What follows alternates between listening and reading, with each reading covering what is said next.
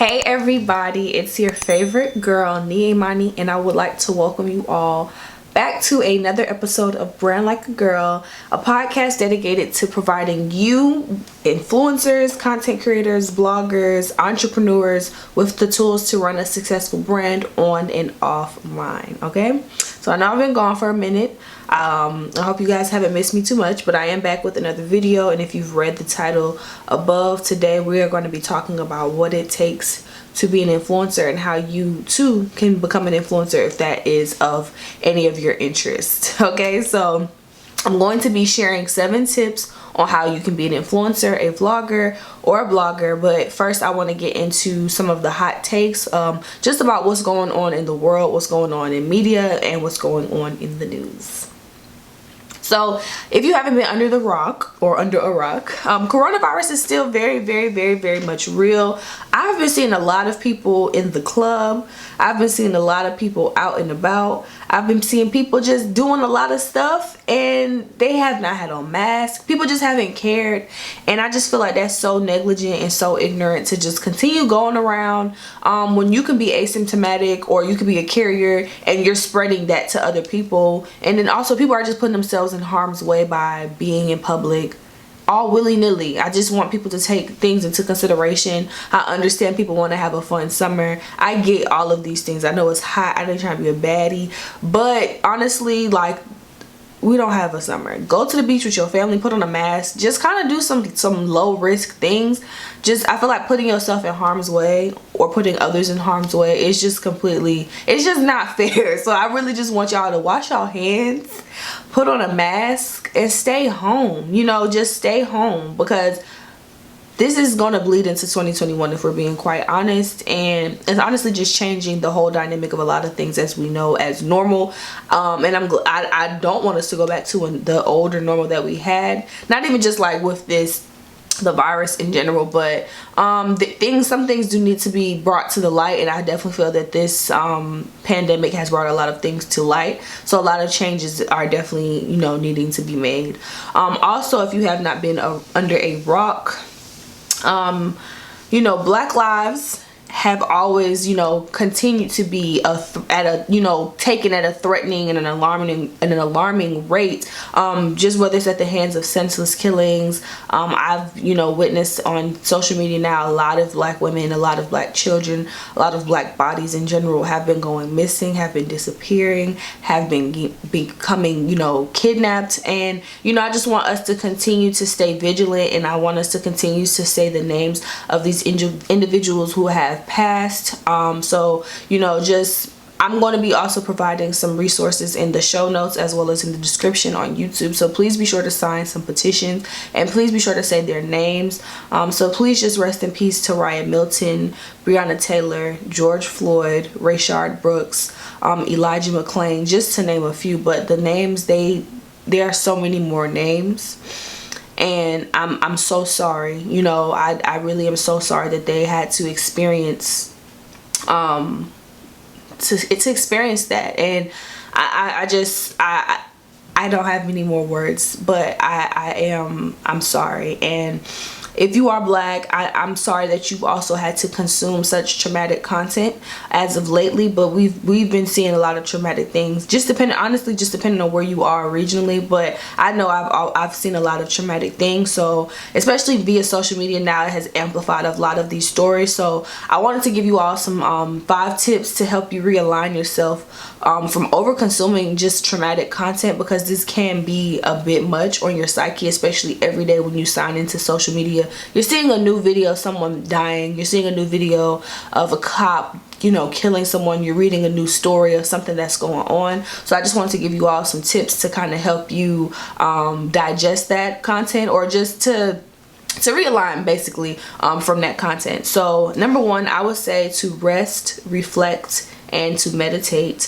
When I say rest, I mean, you know, take some time to just stay away from the phone. Put the phone down, get off social. You don't have to be on social every moment, every second, every hour of your life. Take some time to, you know, maybe escape into a new show on Netflix, a show on Hulu, read a book. Read a book that's going to actually, provide you with a sense of a new space. So just maybe try a new book. I'm reading a book right now on medicinal herbal healing, and that keeps me out of everything that's going on. It's just a nice escape sometime. Watch a show, read a book. When I say rest, just rest your mind from consuming that content, and genuinely, if you need to, take a nap. Naps really do save. So take a nap and get your mind right. When I mean to reflect, a lot of times I reflect by journaling, by going outside, sipping some tea, and just allow myself to just think about my day, think about some things that I've been going through, because a lot of times I feel like we can get in the habit of just going, and this pandemic and this quarantine, I definitely can say has allowed a lot of us to take the time to reflect and really look in on our lives. So continue to do that, continue to be introspective, and continue to be aware of what's going on in your world. And then by meditate, you can look up some meditation practices on YouTube. Just take some time. I like to go outside on a yoga mat and just soak up some sun and really just focus my thoughts on a particular thing. So just take that time to stop consuming all of this traumatic content and just really align yourself. Number 2, I would say just spring clean, whether that's physically or digitally. I'm sure you are a hoarder, as I am, as we all are. We're all like into overconsumption, unless you're a minimalist. But you have a lot of stuff that you don't use. You have a lot of stuff that you don't wear, and you have a lot of things in your house, in your closet, that you don't need. So take the time to get off your phone and actually clean up your area, clean up your space, because a clean space, a clean area is also going to allow for a better mental space. So imagine you consuming all of this traumatic content. You got all this junk in your damn room. You're probably going to be very angry, very antsy, you're going to be anxiety driven. So just take the time to clean out your space physically, but I also say digitally, because I have like thousands of emails, thousands of files on my computer. It just be a lot going on. So just taking the time to actually declutter that space as well will also allow you some free time to not be consuming content, but also it's going to benefit you by clearing out that space. And number 3, I would say just to enjoy some time with your family, I feel like, or loved ones. I feel like that's a bit self-explanatory. A lot of times we can get cooped up in our rooms and cooped up in our own worlds that we forget about the people that are around us. We don't have a lot of time, here. We are on borrowed time. So take the time to let the people that you love the most, let them know that you love them by spending time with them and being around them. Number 4, I said this earlier, but read a book. Education is one thing someone can never take from you. So during this time, you could go to the library, you can purchase books on Amazon, you can read free books, PDFs on Google, wherever. But take the time to educate yourself on a new topic. You might have been pushing something off education wise. The best thing that you can do for yourself is to continue to educate yourself, and a lot of times we can do that within our own means. So yeah, take the time to read a book, learn something new. And the last thing I would say is to boost your immune system. We might not understand it, but our mental health, and that affects our overall immune system. So if your mental health is weak, a lot of times that traumatic content can play a role in it, and we don't really realize it. If your mental health is weak, your immune system can be weak, but overall your immune system can just be weak. So take the time to boost it. Every morning I like to start my day with some honey and some tea, and then I take my vitamins, black seed oil. I'm taking elderberry to boost my immune system, vitamin D3, because black people be deficient in vitamin D. Get your vitamins in. Eat your fruits, eat your vegetables, stop eating all that fried greasy food. And I feel like this is self-explanatory information, but a lot of times, like I said, we can get very wrapped up in the world that we forget to take care of ourselves. So this is just my personal message to you. I just want you to take care of yourself, because your life is precious and you deserve to be here. So make sure that you are treating your vessel kindly. Okay, so that's just my little message to you. Nonetheless, I just hope that you all are staying safe, staying informed, still practicing social distancing, and not consuming so much media and news that you further your anxiety, and I just want you to allow your mind to stay at ease. All right, so now we're going to get into today's topic because that's what you clicked on this video for. So I heard that you want to be an influencer, and that's why you're listening to today's episode. So, let me just start off with a few statistics. So according to Media Kicks, by 2020, influencer marketing is projected to reach $10 billion. So it's projected to be a $10 billion industry this year. Okay. I know like social media platforms we tend to populate may seem oversaturated. I would say a lot of times people will say that being an influencer is oversaturated, but I'm going to give you all an example. Just looking at TikTok, I know it might be canceled. I know we're not consuming TikTok's content, but we've been accustomed to the same platforms like YouTube, like Instagram, Facebook, Snapchat, and the list goes on, and Pinterest. But this is a typical place that influencers were promoting their content. But when TikTok kind of said, hey, I'm a new platform, now that's a new space for people to create content. That's a new space for people who have never created content ever in their lives to be on a platform and to gain traction, as well as become a personality. This is also now a new space that brands and advertisers say, hey, now we have a new space to spend our brand dollars. So even if TikTok isn't your particular thing, it doesn't really matter. You can be a content creator anywhere that you want to be, but the whole point I'm saying is it doesn't matter if it's oversaturated, because there's always going to be an opportunity where it is for you. I hope that makes sense. Please, if I don't, just I'll elaborate a little bit more. So here's some more statistics. Also, according to Influencer Marketing Hub, 28% of companies consider influencer marketing to be the fastest growing online customer acquisition channel, leaving organic search, paid search, and email marketing behind. So since many of us turn to digital platforms not only for news and for entertainment, I would say the days of traditional marketing as well as advertising are dwindling away, because companies want to utilize more niche as well as a more direct funnel to their audience, or to an influencer's audience. So that's why a lot of times you will see brands partnering with micro, macro, hyper local influencers, because they are seeing I would say they're seeing a better return on their investment when it comes to partnering with physical or actual people, opposed to doing traditional commercials where the connection is not really there. Like, a lot of times people don't want to see a celebrity. That's cool, but a lot of times we know celebrities to do paid content, whether they align with the brand or not, or whether they typically actually use the product or not. So it's different when you see like, oh wow, like I know this girl, I've been following this girl or this guy on social media for years, and to see them partnering with a brand that you might be able to pick up at your local Walmart, your local Target, on Amazon, on Sephora, that creates a deeper connection. And that also, if that in particular influencer, if they already have built a substantial amount of trust with their community, they're going to be more likely to purchase a product that they recommend. All right, so I can say I was able to further prove the previous statistic that I just mentioned, because I had the pleasure of surveying about 520 black women just about doing some natural hair stuff, because I'm building a natural hair brand. And more than 78% of these women said that influencers, bloggers, as well as social media reviews were the reason they were inspired to try a new product or a service. To me, it's not necessarily alarming, but that just shows how much trust people have in a review. You feel me? Like, a review holds so much weight opposed to a traditional advertising, or even if a brand posts something on their own Instagram page. People are skeptical, and people are frugal, and they want to spend their money wisely, and they want to know that this is going to be something that they're not going to regret. So oftentimes they prefer an actual individual's review over the backing of a company.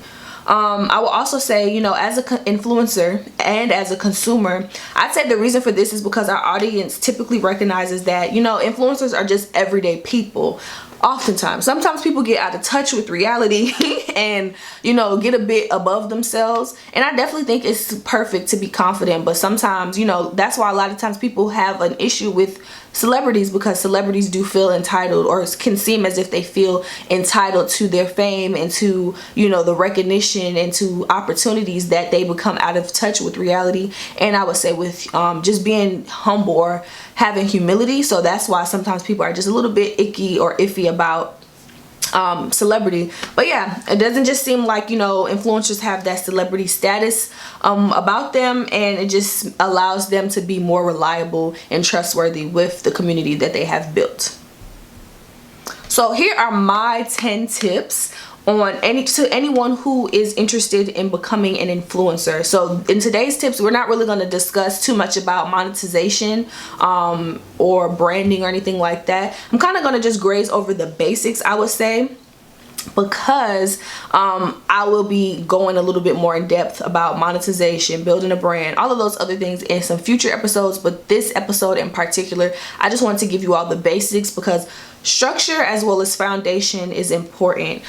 Whether you want to be an influencer, a blogger, content creator, if you just decide one day, you wake up and you're like, I'm gonna just do this, you need to kind of have some things figured out before you just dive right in. I'm all for spontaneity, like go ahead, just be spontaneous, just jump in. But also, you cannot build a home, or you can't just expect to decorate the house without the house even being built. You need to figure out what's the foundation. How is this house going to be supported? How is it going to be able to how is it going to be able to just survive? So just think about that when it comes to your brand and what you want to accomplish. You can't just jump right in. You have to have a strong foundation for what it is that you are going to be doing. So yeah, let's get into my 10 tips. Alrighty, so let's just dive into tip number 1. So I want you to figure out, what is your category of focus? You know, what will you be discussing on your platform?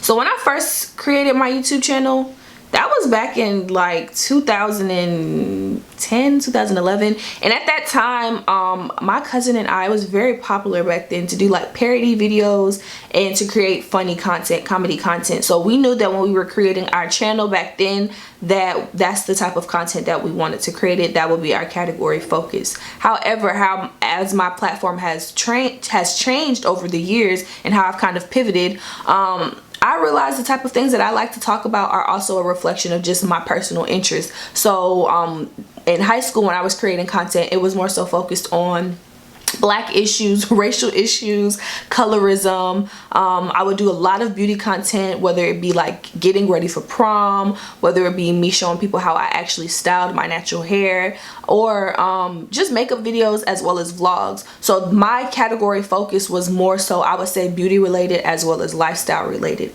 However, again, as my life continued to evolve, when I entered college, my content kind of transitioned more so focusing on college vlogs, showing my lifestyle as a college student, but also continuing to show beauty related content as well as natural hair related content.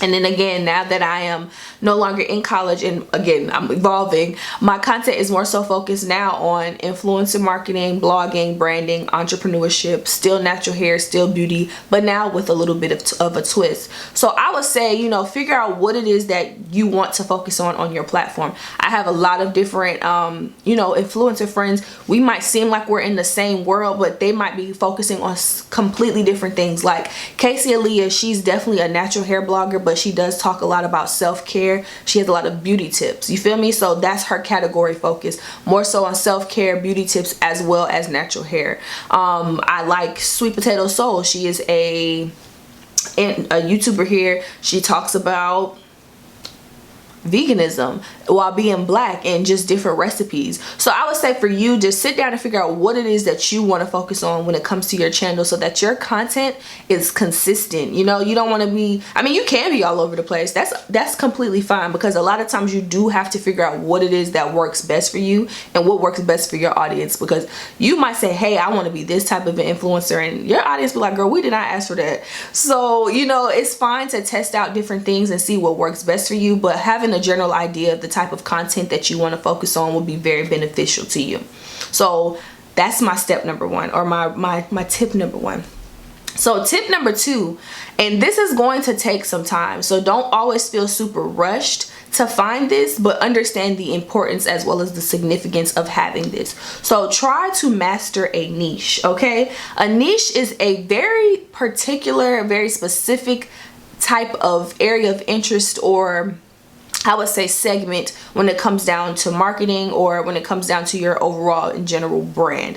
Niches are going to allow you to stand out, I would say, amongst the competition, right?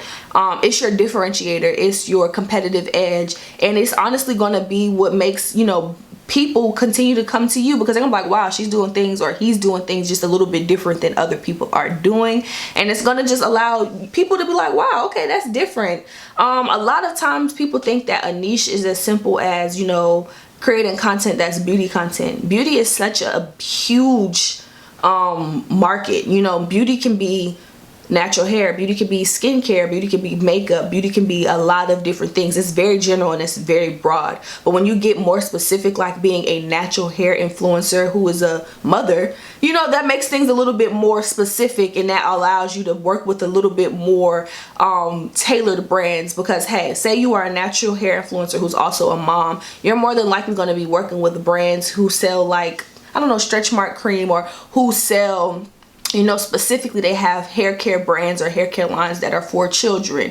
You know, that's gonna make something a little bit more specific when it comes to your brands. Some of my favorite niches, I would say, are, again, Sweet Potato Soul, because she is a black woman who creates vegan recipes that are typically coming from or paying homage to a lot of southern and soul food related recipes, and that's not something I see often. A lot of times when I see plant-based food or vegan food, vegetarian food, it does not look appetizing. So having something that is, you know, familiar but also having a twist on it, I would say that's a niche. Another niche, I love watching Bailey Sarian's videos here on YouTube. She is a beauty influencer, so she actually creates makeup tutorials, but it's usually not about the makeup. She also does murder mystery videos. So as she's doing her makeup, she's also talking about a murder mystery case. Crime like related content is very, like, people really enjoy it, but it's also like, how do you stand out if 15 million different people are talking about crime related content, whether it's on a podcast, whether it's a TV show, Netflix show? How do you stand out? Boom, you mix some damn beauty with it. That's creating yourself a niche, that's creating yourself a lane. You know, the list goes on. I feel like you have to find the intersection between what interests you and what's a little bit weird and quirky about you, and how you can blend the two, because there's people out there who enjoy those same very things. So, you know, when it comes down to nailing a niche, you're going to also have to take into consideration that things are going to evolve. For me, when I was in college, I was a natural hair college vlogger. Okay, so I was able to partner with a lot of brands who specifically wanted to target college students, and then also black women or black female students who wore their hair natural or who purchased within the natural hair beauty realm. That I was speaking to a specific demographic between the ages of 18 to about 24, black female within the southern region of the United States. That was my niche essentially. So yeah, just figure out what could be your differentiator. If you like beauty, how can you put a twist on beauty so that you stand out from everyone doing the same thing? Because it can seem oversaturated to people who don't know how to be different. Okay, so number 3, and this is what's most important. I want you to understand your audience. Who are you talking to? How old are they? You know, are these people between the ages of 13 to 18? Are they between the ages of 18 to 24? Are they between the ages of 24 to 30? Who are they? You know, are these black women? Are these black men? Are they living in the United States? More specifically, where are they living in the United States? Are they living in California? Are they living in Wyoming? Are they living in New York? Are they living in Atlanta? Are they in Jamaica? Where are these people? And who are you speaking to? Are they black women? You know, what do they typically like? Where do they shop? What is their median, you know, income? What are they like, you know, how are they spending their money? What are they willing to spend their money on? What type of shows do they watch? What type of content are they consuming? You know, it's very important to understand who your audience is, because that's going to allow you to further to speak to them. A lot of people are not aware of the analytics that it takes or that is backed by their brand. So say you partner with a brand and it's not in any type of alignment with your audience, you're not going to receive the engagement that you thought you would receive. Even if it's not even just with the brand, maybe you just start doing some new stuff and they're like, girl, this does not align with me. So you need to understand who your audience is. This is also going to allow you to leverage your community when it comes down to partnering with brands. So for example, when I look at my YouTube as well as my Instagram statistics, I see that my largest demographic is women. It's 90% women. I already know that they're black based off of the comments that I receive on both platforms. So I don't have to second guess and wonder if I'm speaking to black women. I know I'm speaking to black women because I speak about my personal black experience. Outside of that, when I also further dig into the statistics, the largest group of people I speak to is between the ages of 24 to 35. I thought it would be 18 to 24. I don't know why I feel like I'm speaking to older people, but hey, it works for me. So the women that are between the ages to 24 to 35, they actually probably have an actual career, so they're going to be more willing to spend money. So in the event that I might partner with a more luxury brand or a more expensive brand, they're probably not going to think twice about spending money. But outside of that, my audience is more so targeted in New York as well as Atlanta. They're equal parts shared. So like that's the highest place that my audience is located in, is New York and Atlanta. So me knowing that, right, if I ever wanted to go on a book tour, or if I ever wanted to do an event, a meet and greet, it would behoove me to create an event or create an experience specifically targeted within Atlanta, specifically targeted with New York. That also allows me to say, hey, if I ever wanted to partner with brands that might be central to Atlanta, central to New York, it would make the most sense because that's where my audience is located. That's where my audience will continue to show up for me. You feel me? So understanding who your audience is always going to play a huge role in how you as an influencer continue to leverage yourself as well as leverage your community that you're building. So you need to know who you're speaking to. That's all that comes down to.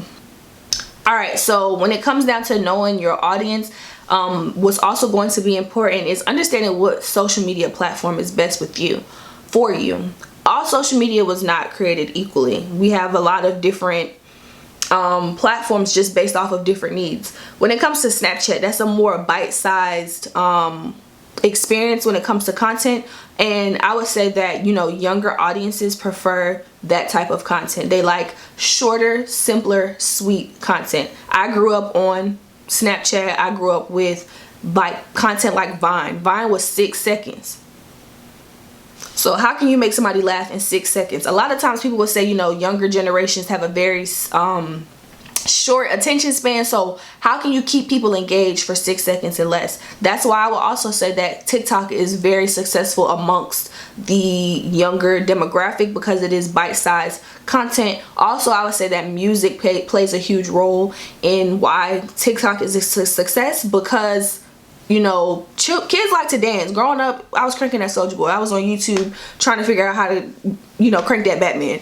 Music is always going to drive the younger generations. They're always going to create dance and create choreography. So having a platform that integrates, I would say, music as well as bite-sized content was a win-win for TikTok. It was always going to be a platform that was going to win the younger generations. Am I like praising TikTok for that? But no, not necessarily. But TikTok was founded by the company who founded Musical.ly. It's an Asian company, so they already kind of tested that out on one platform, and then they realized what they did and what they didn't do and where holes they could fill, and then boom, TikTok was able to come and I would say essentially be able to dominate.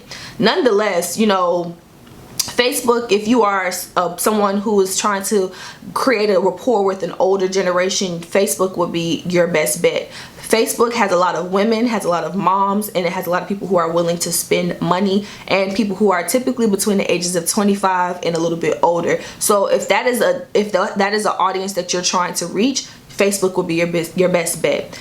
On Instagram, if you are just trying to kind of post videos here and there, and I would say if you're really trying to sell a product, Instagram would be your best bet. But you want to create more lifestyle content. That is the type of content that resonates most on Instagram. It's a little bit more personal. I would say it's not as personal as Facebook, but it's a little bit more personal. People post their kids, they post about their life, and they post a lot of videos and the lifestyle content. So Instagram would be your girl. It is popular, I would say, between the ages of 18 to 25, but older people are definitely on Instagram as well. If you are trying to have a more professional vibe about your brand, or if you're looking to hire people, LinkedIn would be your best bet to kind of connect with the professional people of the world. If you want to do a professional podcast where you're talking about how to be recruited, if you have a business where you revamp resumes, LinkedIn would be your best bet. Twitter, if you want to tell short stories or you want to have threads that, you know, are going to expand a little bit more in detail about what it is that you do. Honestly, Twitter is just, I would say it's a free-for-all. I enjoy Twitter because you can just get on there, you can just be yourself, you can be crazy. I think it's people underestimate its ability and its reach because people are on there. So if I would say Twitter is more so popular again amongst a younger demographic, but more so millennials, so more people who are between the ages of 18 to about 30-ish you can find on Twitter. And then Pinterest, too many people sleep on Pinterest. Too many people leave money on the table when it comes to Pinterest. Pinterest is definitely going to be a platform that's going to drive, you know, that audience to your blog, to your website, to what it is that you're doing. If you are into, I would say, lifestyle content when it comes to like cooking, when it comes to like college dorms and decoration, or just home decor in general, when it comes to plants, when it comes to fashion, when it comes to beauty, Pinterest is going to be your girl because you can post really engaging or captivating images, and people are going to want to figure out, hey, like, can I learn more about that? Say you post an outfit on Pinterest, they're gonna be like, okay, so where can I find out more about this outfit or how you style this outfit? If you have a blog, if you have a YouTube channel where you do styling, or if you sell clothing, that would be your best bet because people are always trying to go to that next level when it comes to Pinterest. They're trying to find out more, and you're probably going to really have a high conversion rate if you're very active on Pinterest because people are going to want to click that link. You know, on Instagram we have to click the link in the bio. Pinterest, people are really trying to click that link in that bio.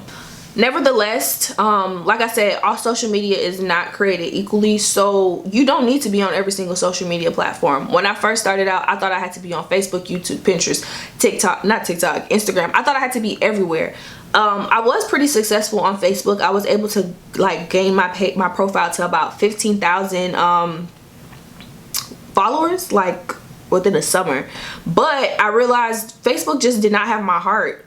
I think it's a very great tool, and I'll definitely get back into it, but I realized the people that I spoke to the most were on Twitter, they were on Instagram, they were on YouTube. You want to kind of choose 2 to 3 platforms that you can manage.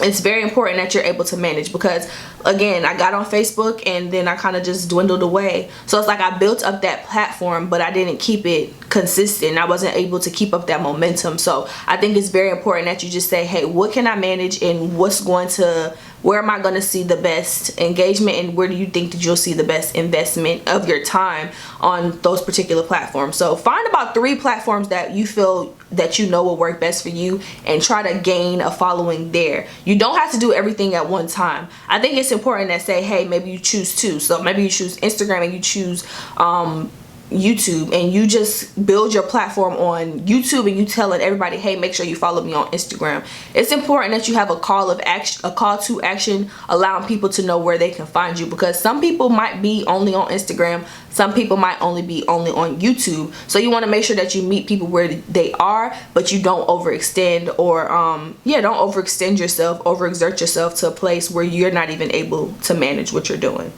All right, so tip number 5, create. You cannot call yourself a content creator or an influencer if you don't create anything. So it can be difficult, I would say, to create content, but I would say consistency should always be your aim. And when I say consistency, I'm not speaking of frequency. I'm not saying just produce content, and what you're producing sometimes is good, sometimes it's a little off. it's kind of confusing. It's just like you just putting out a whole bunch of shit, but it's not really like the same type of shit. When you're creating consistent content, you're creating the same experience every single time, and you know, it's allowing people to say, hey, like, this is something to look forward to. So you have to just create content, create what you're able to manage. I got to a space where I definitely was burning myself out trying to produce, and it doesn't have to always be quality. I mean, it doesn't have to always be a lot of quantity for it to be good. So I think you should take in the motto of quality over content. If you're able to only produce 3 YouTube videos a month, and they're fire videos every single time, and it's 3 videos every single time, that's okay, because that's what you're able to produce. Don't overextend yourself. I think that's something that a lot of influencers experience is burnout and trying to overextend themselves. Do what you're able to do and do your best while you're doing it, and create content. You can't say, like I said, you just can't call yourself a content creator if you're not actually creating content. So whatever type of content that it is that you like, create it. You know, never forget why you're starting. And that's why I wanted to just talk about more so these tips opposed to monetization, because you can't make money unless you have these foundational things established for your brand and for yourself. I don't like people who just say, I'm going to be an influencer for money. That's cool. Anybody can make a quick buck, but how are you going to, the whole goal of this is to create a community and to create a loyal community that you can count on. It's not about just the money. That's not the only thing that's important when it comes to this. All right, number 6 is collaborate. You know, you cannot make it in this world alone.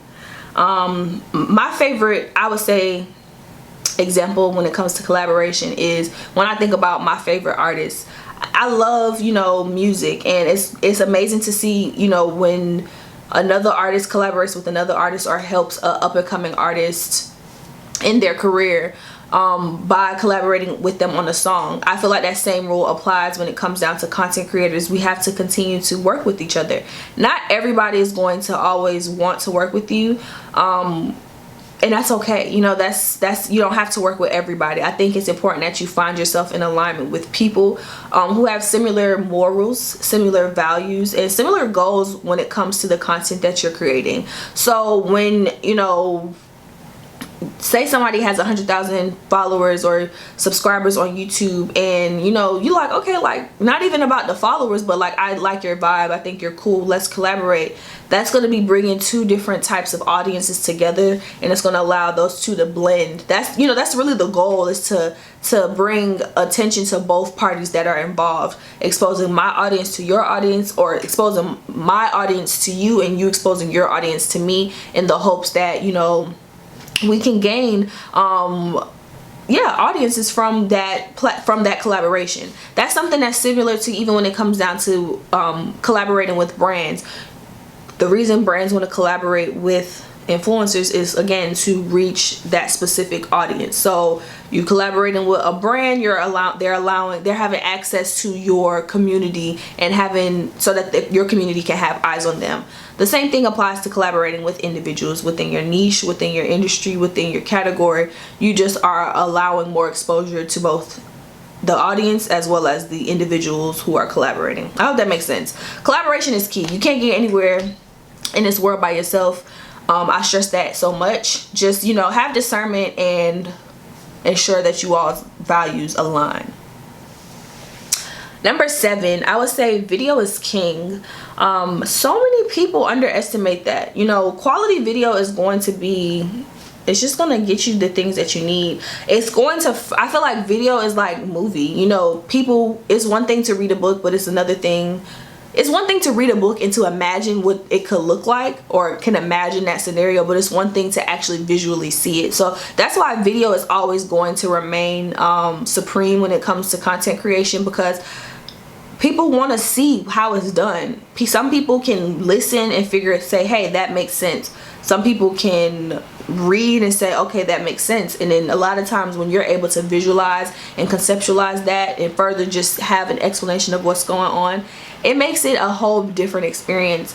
Again, you know, I can tell somebody how to do a wash and go all day long, but when they watch my tutorial and I'm a little bit more thorough in my explanation, that's going to allow them to have an actual piece of content where they can go back to it on a consistent basis if they need to, you know, brush up their skills. And I mean, honestly, people just like to see. We're just, you know, at the end of the day, we are visual people, and we like things that are visually appeasing, and having video content is always just going to, you know, reign supreme. Whether it's quick bite-sized content that you might receive on Instagram in a 60-second video, or if you have, you know, longer extended videos on YouTube, if you have longer and extended videos using your Instagram TV, video is always going to reign supreme. So whatever it is that you're doing with your brand, if there's some way that you can incorporate video, I would say do it. Whether it's if you're an entrepreneur and you're doing behind the scenes of your business, because people want to know, you know, at the end of the day, we're really just nosy ass people who want to be all up in everybody's business. I'm gonna be honest, no matter how much people say that that's not the case, why do platforms like the Shade Room exist if people weren't really nosy? People want to know. So video is king. If you can produce video with your brand, I'm just gonna let you know that you're gonna definitely see a higher engagement with quality video, not bullshit video, but quality. Your aim should always be quality content. Number 8, I would say to be your authentic self. I feel like this is like a no-brainer, but it can be very extremely easy to see how someone is being successful with the personality or the persona that they've created online. So you feel as if you have to adapt that same quality or same personality to be successful or to reach their success. That is not the case. You know, we were all put here individually with our own individual gifts, our own individual voice, our own individual talents, as well as our own individual stories. You can be inspired by other people. I definitely think that, you know, that's just the human thing for us to be, is to be inspired. But you should never morph into something else and leave yourself elsewhere. Yeah, just always bring your best self forward. You know, I used to always think, people always be like, Nia's so bossy, she's so mean, this, that, and the third. And I'm like, okay, that's cool, but I never forgot who I was. You know, you can always do the internal work on yourself and try to be your best self. But just be yourself. You know, you cannot be anybody other than yourself. You can try, but the real you will always come to light. So you might as well just bring your best self to the table every single time. So yeah, I know it sounds like a no-brainer, be your authentic self, but you'd be surprised how many people it's difficult. And it is difficult because everybody today especially just has an opinion on us, on our lives, and what we have going on, that it can be difficult to just try to show the world your real self, because people might have an opinion and they might be judgy. But I don't know, we all have blood in our bodies, we all are gonna die someday. So I feel like you should just live your best life while you can, because we are on borrowed time. So the opinions of others, I mean, as long as you value yourself and you have a strong sense of worth and you're confident in yourself and who you're being, I think that's really all that matters. Eventually, if it seems like nobody likes it, one day somebody will, and as long as you like it, that's really all that matters. So just be your authentic self and never let that piece of you dwindle away. Okay, so number 9, and this is something I would say like is important. I mean, I learned it in my business journalism class. I feel like I just learned this in undergrad in general, but cover the latest in your industry. Whatever your industry is, cover the latest in it. Example, whenever some new foundation come out, I used to be covering it. Whenever a new product, natural hair product came out from my favorite brands, I covered it. I've already built a rapport with my community that I'm an authority or an expert within the natural hair community. I love natural hair. I love products. I'm a product junkie. I like trying out new things. So in the event that I go to Target and I see this new line by the Main Choice YL Organics, or somebody just dropped a new natural hair line, or I found a new tool that works for natural hairs, it would behoove me to talk about that on my channel. My goal should be to be one of the first people, or just to be someone who is covering what's new within my industry. If you are a clothing or shoes, like a sneakerhead, if some new shoes drop, you should be talking about them on your platform that you like. You should be talking about them on your platform. If some new music just came out and you're a music head or music content creator, you should be talking about that latest album. You should be, you know, writing a think piece or talking about it on your platform some way, somehow. You need to be abreast of what's going on within your industry, what's going on within your particular market, because that also is going to show people that you are well informed, you're well connected, and that you are on the, you know, the cusp of what's trending within your area of expertise. So just cover what's the latest in your industry. And that doesn't have to be the whole thing that your brand is revolved around, but it does set you apart when you're the person that people can go to and understand that you're going to give your honest and real opinion about what's going on. And people are going to, honestly, they're going to ask you for that type of content too. Like, what's your opinion on X, Y, and Z because it just launched, or what's your opinion on this? So just keep yourself as well informed of what's going on in your industry. Whew. All right, so number 10, this is my last tip. If you want to work with brands, tag them, okay? The whole reason I've been able to work with the brands that I've been able to work with, especially the natural hair brands that I love, I didn't really go into this expecting brand opportunities. That was never, you know, I didn't even know that I can get paid. Like, if I would have told little Nia this is how much you can get paid for posting a video, she would be like, girl, you lying. But no, when I first started creating content, it was more so, again, me covering the latest in my industry and me figuring out what works for me. So in the event that this shampoo worked well for me, I would post it, I would talk about it. Not in hopes to partner with a brand, but in hopes that, you know, this video can be helpful to somebody who might be interested in this same product. But as I continue to grow and I continue to understand social media deeply, when you tag brands and they consistently are seeing you using their stuff, wearing their stuff, they're going to be more likely to want to partner with you because you are already a natural consumer of what they have. I can't be like, hey, I want to work with, you know, this brand if I've never used it. That does happen sometimes. A lot of times brands be like, hey, you know, you do partner with brands within my same area, so I already can see what type of content you've produced within that realm, so I'm interested in working with you as well. But if you're just starting out and you've never had a brand deal at all, you know, tag the brands that you want to work with. Show the type of brands that you do like. Show the type of content that you are able to create working with those types of brands. And when they're able to like gaze over your social media and see what it is that you're about, then they can say, you know, they can draw a conclusion and say, maybe this is a good fit. This is within good alignment with working with us. I wasn't gonna talk about this because I didn't want to. I'm gonna talk about this in future episodes.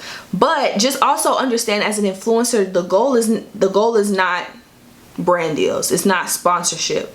That is a supplement. And I learned that from Joy. You know, just having that sentence saying this is a supplement.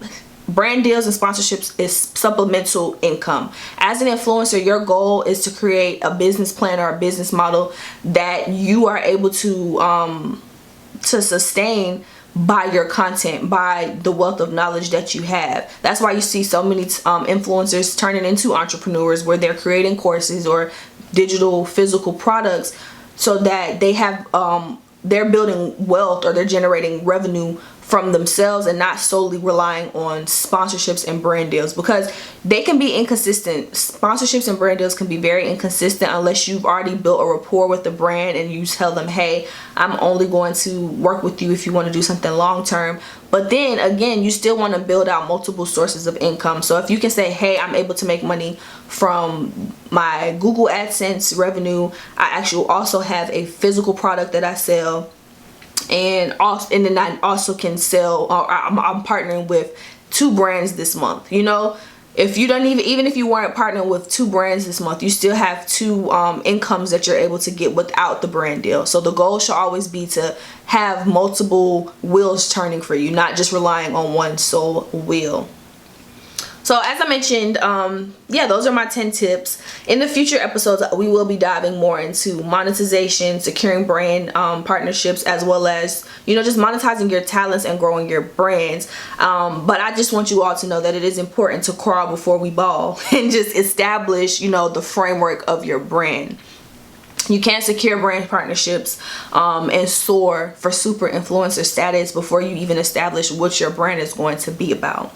Nevertheless, I hope that this podcast was some motivation for some of you. I know this industry can seem a bit oversaturated. You may feel overlooked. Even I feel very overlooked, and that's honestly why I took some time to just step back and refocus, realign with what it is that I wanted to do. But just, stay consistent. I know people really preach that so much, but it's so true. You just got to keep going at it. And just focus on mastering your craft. Don't focus on the numbers. Don't focus on the money. All of those things will come. Some people, they get in their head and they just stop completely. They wash their hands of this and then they regret not continuing on. If you don't want to regret not continuing on, keep going. If you feel the need to pivot, that's also fine. But I just hope that this podcast gave you some hope. It gave you some inspiration. And if you are an influencer, if you have any questions, you can ask me anything in the comments below. But I will have some upcoming podcast. We're gonna be talking about a lot of different stuff. As you all know, my book is on the verge of being published soon. It's coming this fall, Brand Like a Girl, and we're gonna be talking about creating a winning niche, monetizing your talents, and just building a substantial brand. So that's something that I gave you guys a lot of information, but the book is going to be definitely more in depth, have some charts on what you should be charging when it comes to your rates, how to create your brand values, your brand principles, how to create a winning niche, finding that competitive edge, all of that good stuff. So yeah, thank you all so much for listening to this episode. I look forward to furthering the conversation on this topic, and I will see you all in the next one.